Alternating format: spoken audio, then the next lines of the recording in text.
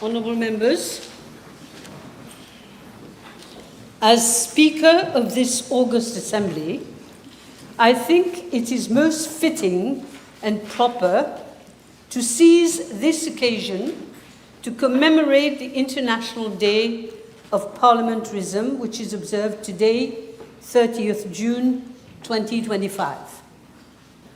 What better way than to seize this opportunity as a timely reminder for us, for you, honourable members, to engage in a profound reflection on your role, our role, the vital and sacred trust vested in this House is that of serving as the steadfast guardians of the principles of democracy, the supremacy of the rule of law, and the inalienable rights and liberties of the citizenry. Indeed, honourable members, parliaments the world over stand as temples of democracy. It is within these walls that the fundamental rights and freedoms, as enshrined in our Constitution, can become living realities. When you elected me as Speaker of this August Assembly, I told you I will listen with an open mind, but without fear or favour. I also told you that my motto was contained in 3 R's. You remember? Rights, respect, responsibility.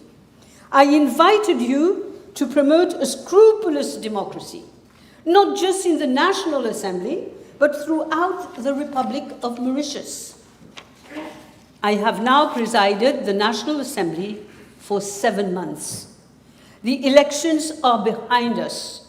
We have had some very interesting sessions, but unfortunately, I lost my temper during the Committee of Supply for obvious reasons. Honourable members, we must strive to maintain the decorum of the House. Je ne veux pas retourner dans les dérives du passé.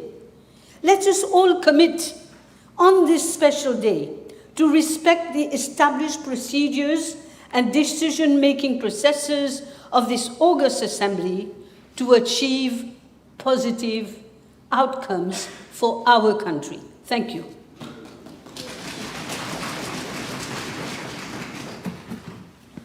Papers have been laid. Question? Yes, Honourable Leader of the Opposition.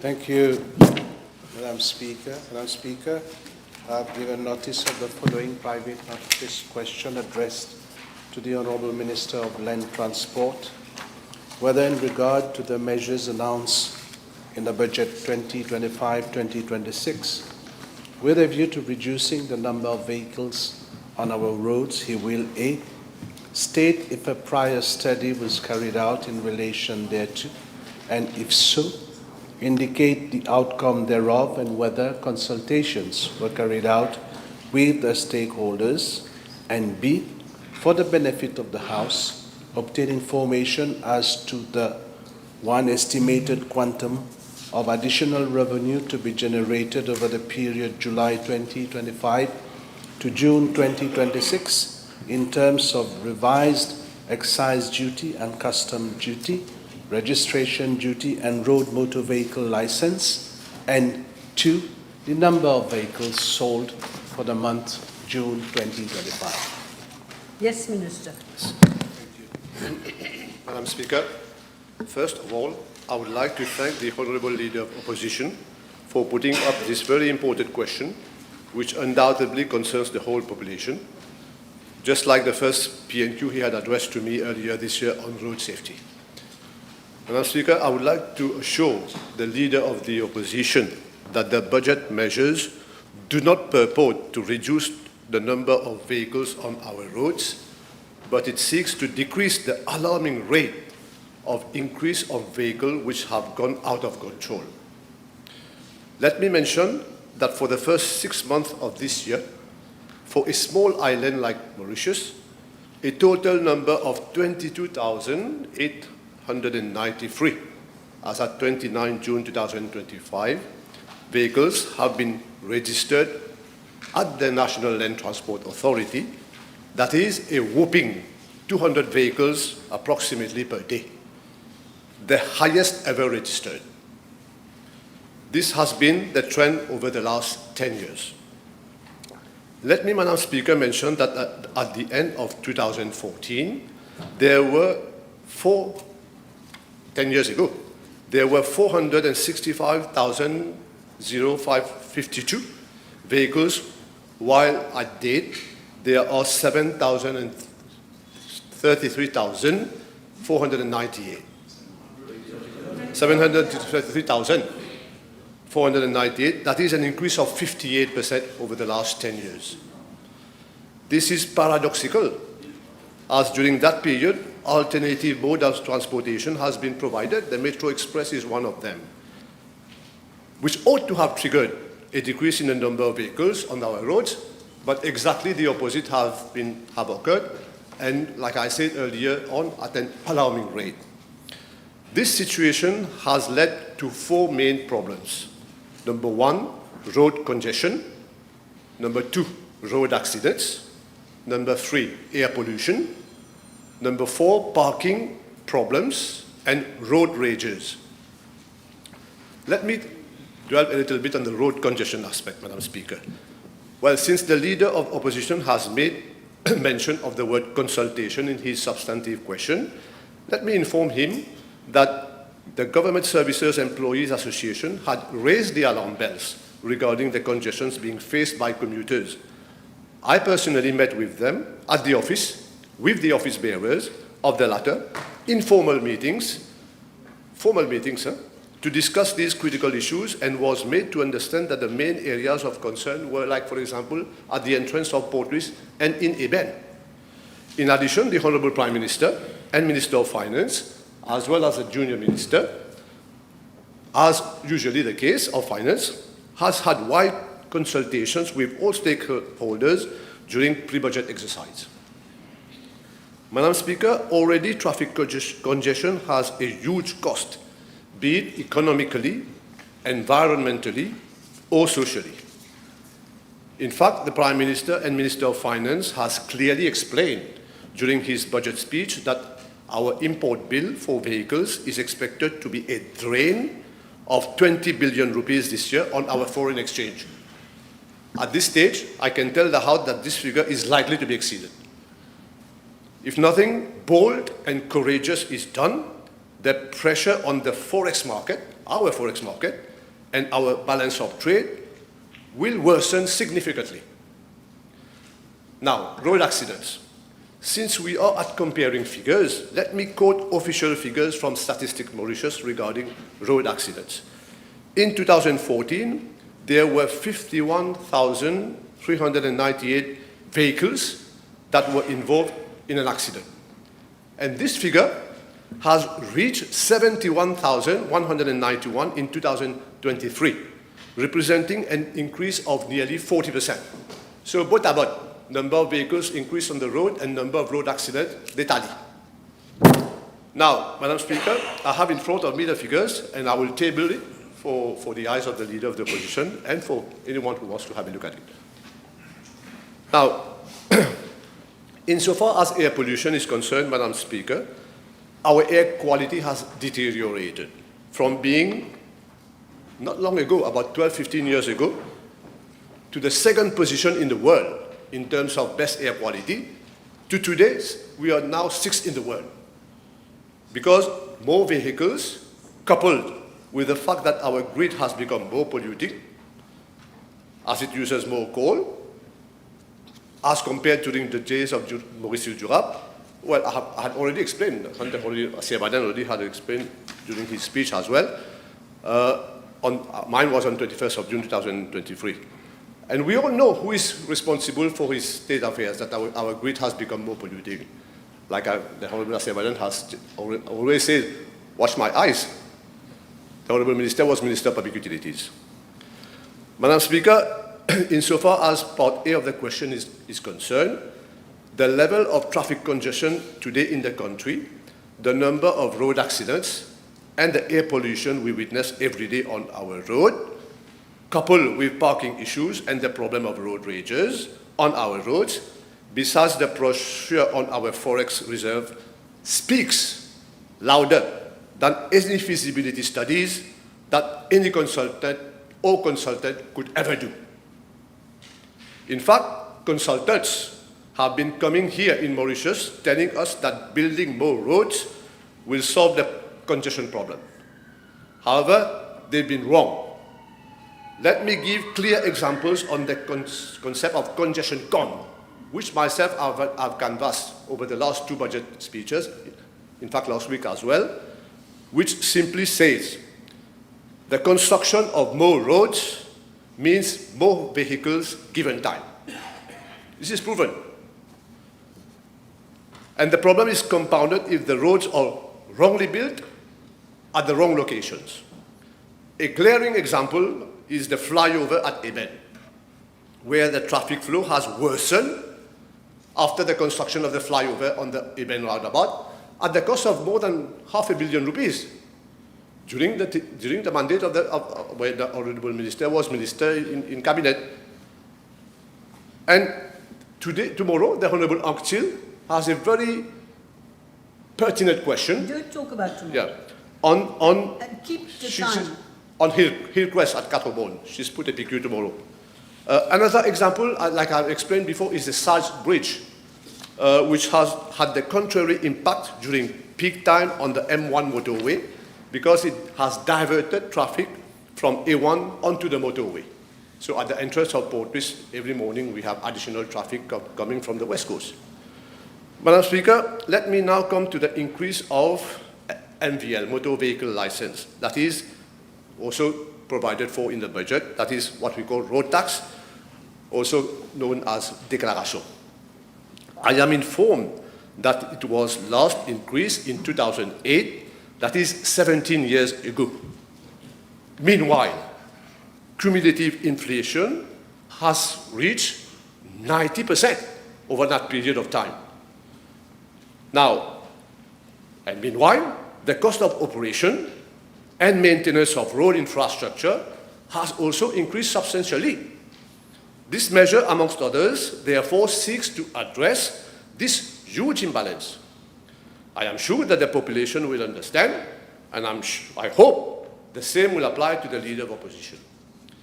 Against the backdrop, Madam Speaker, the backdrop that I've just enumerated above, the reply to Part B of the question is as follows.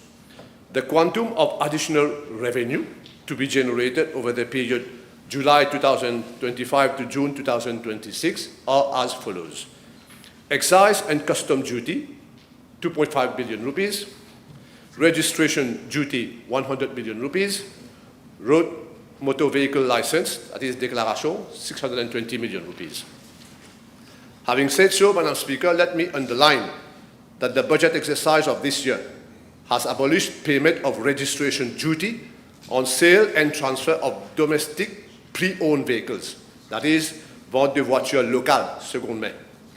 This measure will, besides bringing significant facilities to vehicle or buying pre-owned vehicle, also addresses a long-standing illegal practice of sale of vehicle on papier blanc.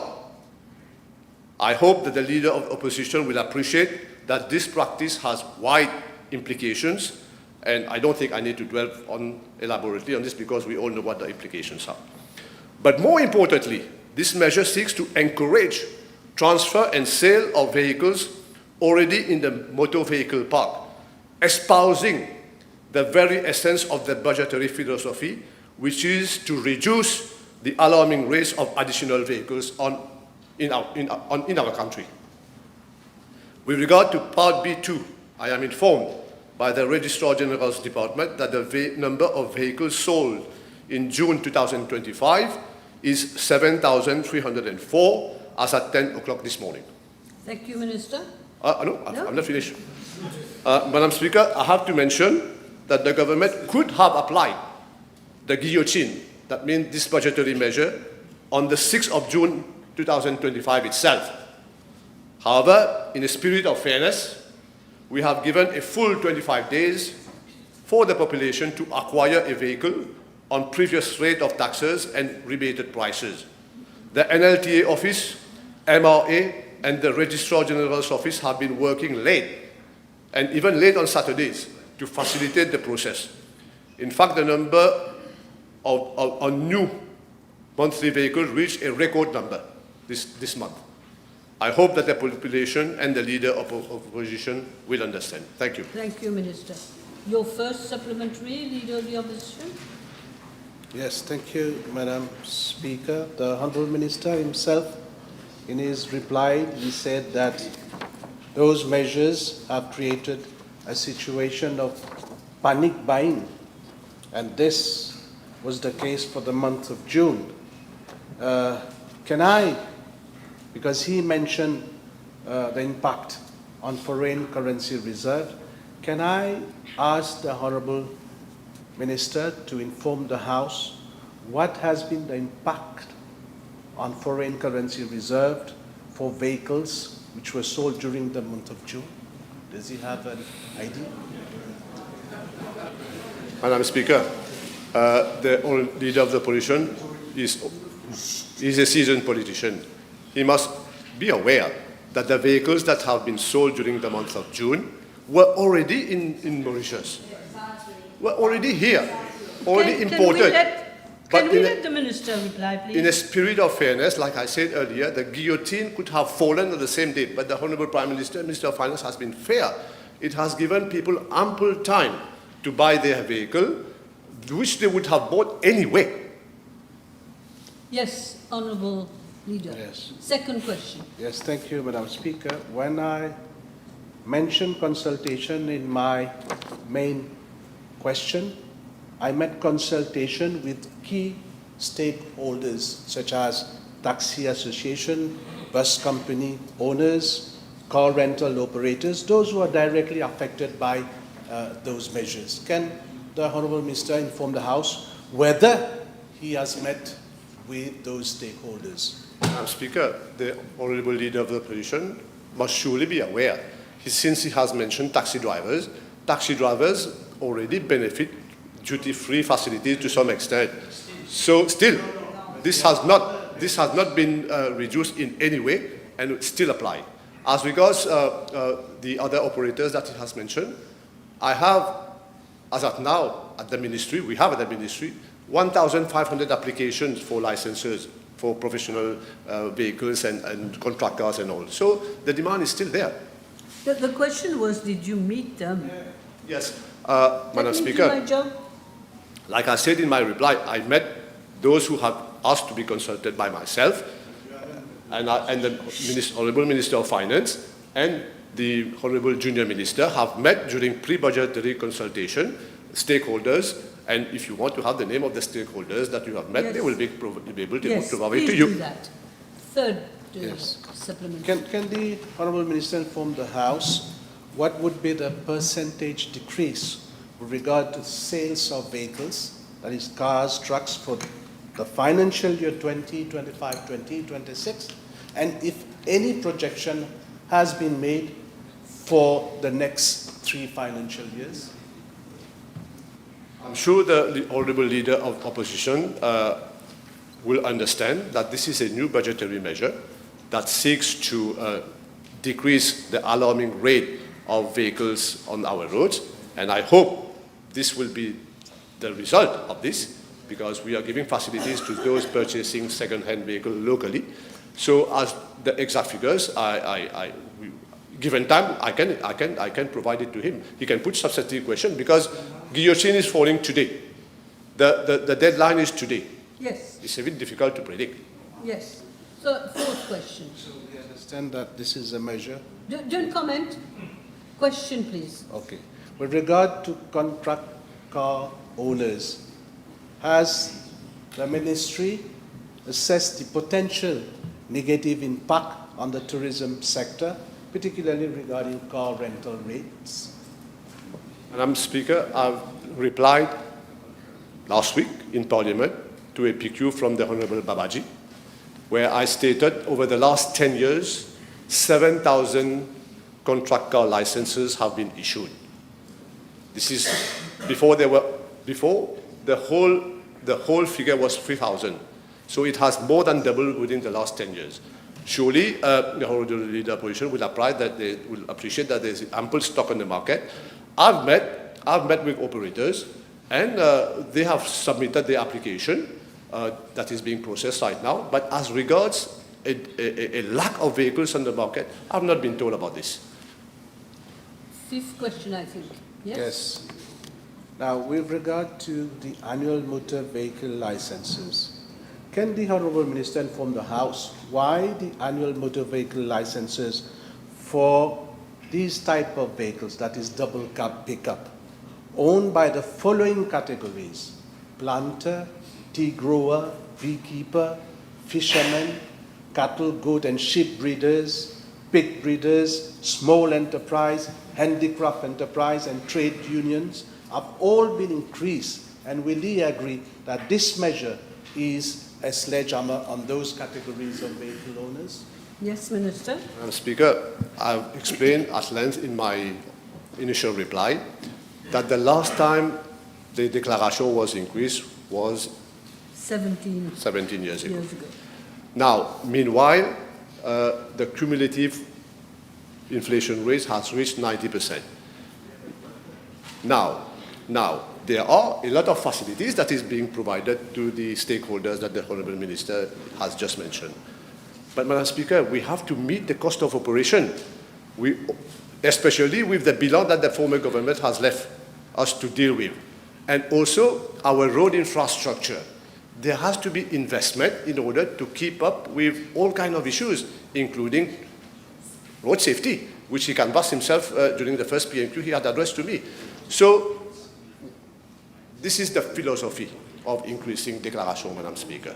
You have a paper that just arrived. Can that help? The philosophy One moment. small... Sorry, I'm also informed that they are already paying concession rate, to reply to your specific question. Yes. This is the philosophy of government with regard to Don't small and comment, medium Leader. enterprises. With regard to the annual retention that government intend to charge owners of vehicles who have opted to vary the registration mark of their vehicles from the current registration mark to an old or personalized registration mark. Is he aware that the NLTA has already delivered 32,062 such registration mark from 1st October 2021 to 30th July 2024, and a total amount of 627 million rupees have already been paid to the NLTA by the owners of those vehicles. Does the Minister find it normal for those vehicle owners to pay an annual retention fee? And may I ask the Honourable Minister whether this is legally in order? And how much? Answer. Yes, Madam Speaker. This measure will provide additional choice to potential vehicle owners going forward, because new numbers will be unlocked. There will be more variety of numbers for them to pick from, like I had explained during my speech on the budget. And the new rates will apply to those new numbers. Can we have an indication of the new rates? Okay. How much will it be monthly? Can we have that? Madam Speaker, this measure is currently being worked out at length with the Ministry of Finance, and we will communicate the rates in due course. Okay. One last one. Yeah, okay. With regard to electric cars, will the Honourable Minister, because he was very much involved in the project Maurice Durable, will he agree that this decision to reintroduce excise duty on electric cars is a terrible step back on our engagement in COP21? You're asking Yeah, for but his opinion. when we know, Madam Speaker, that the trend worldwide is for electric vehicles. It's not proper for you to ask for his opinion. Ask him fact for facts. Madam Speaker, Minister, try and give us a good answer. I'll try my best. Good. Madam Speaker, the Honourable Minister was Minister of Energy and Public Utilities. Don't repeat that every time. We know that. Tell us what you feel and how. I said it because this is a report that has remained at his ministry unimplemented. It dates back January 2020, just before the minister was nominated as minister. What report? Which And, report? and over and above, there was a committee at his ministry, Electric Vehicle Implementation and Monitoring Committee, which had to come out with a national battery plan also, since we are talking about environment and renewable energy. But nothing has been done at the level of his ministry, and we don't even know the outcome of that committee, for which the Cabinet of Ministers at that time had given him the responsibility to chart across. Yes? May I ask the Honourable Minister whether he is aware or he can confirm that the sale of electric cars back in 2019 was 110. Today, it stands at almost 2,000 electric vehicles. Madam Speaker, and what is the consequence of this? The consequence of this is as follows. 10 years ago, our grid was producing 23.4% of renewable energy. Today, under his ministerial watch, this is 17%. So the grid has become even more polluting. That is why our air quality has deteriorated from being second in the world when I was in charge of Ile-du-Rap, and we are 6th worldwide today. So electric vehicle, Madam Speaker, is not clean in Mauritius because our grid uses coal to charge those same electric vehicles.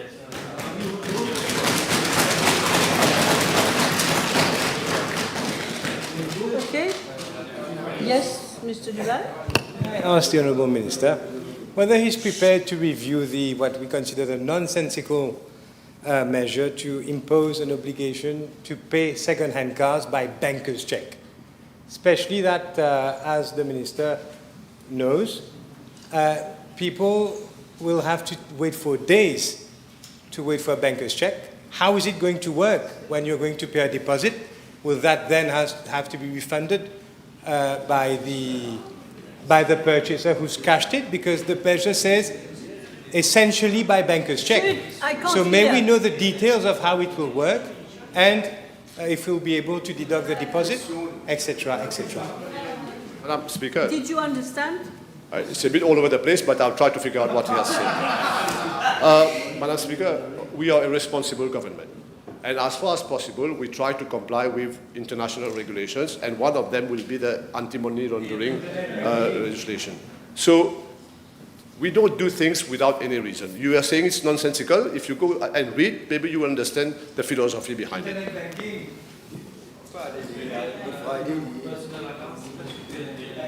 You're done?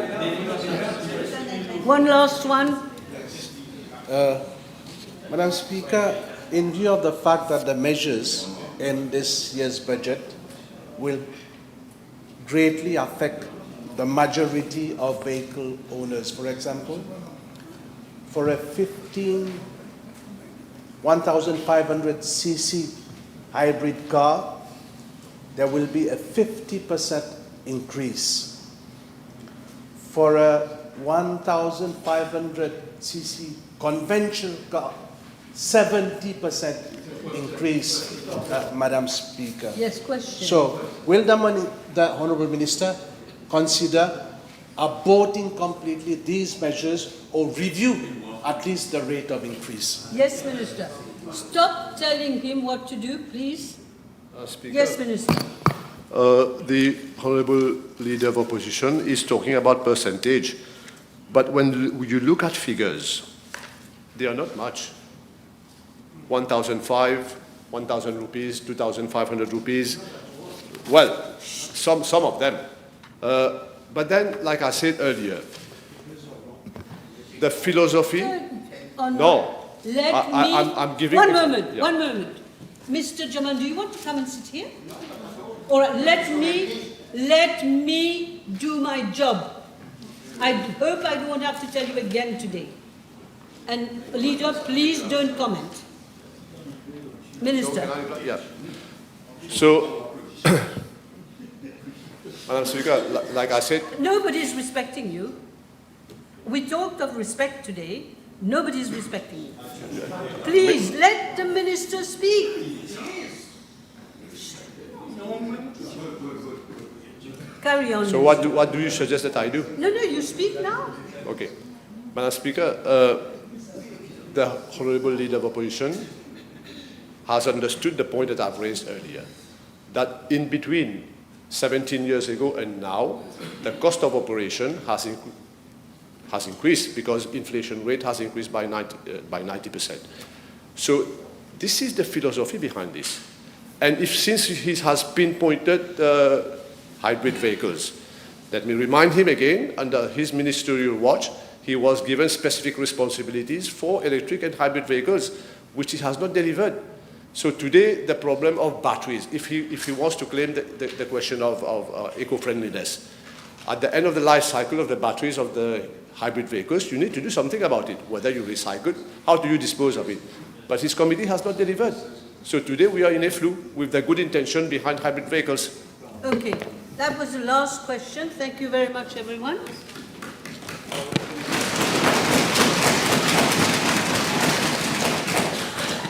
Motion.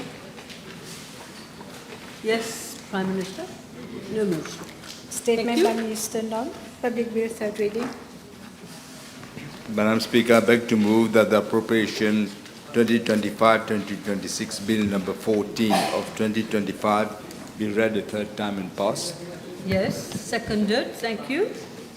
The question is that the Appropriation Bill be read, Appropriation Bill 2025-2026 Bill number 14 of 2025 be read the third time and passed. Those in favour say aye. Those against say no. The ayes have it. Adjournment. Madam Speaker, I beg to move for the adjournment of the House to Friday, the 4th of July, 2025 at 3 p.m. Okay. The question is that the House be adjourned to Friday, the 4th. Is it the 4th? 4th of July? At 3 p.m. Those in favour say aye. Those against say no. The ayes have it. The House stands adjourned.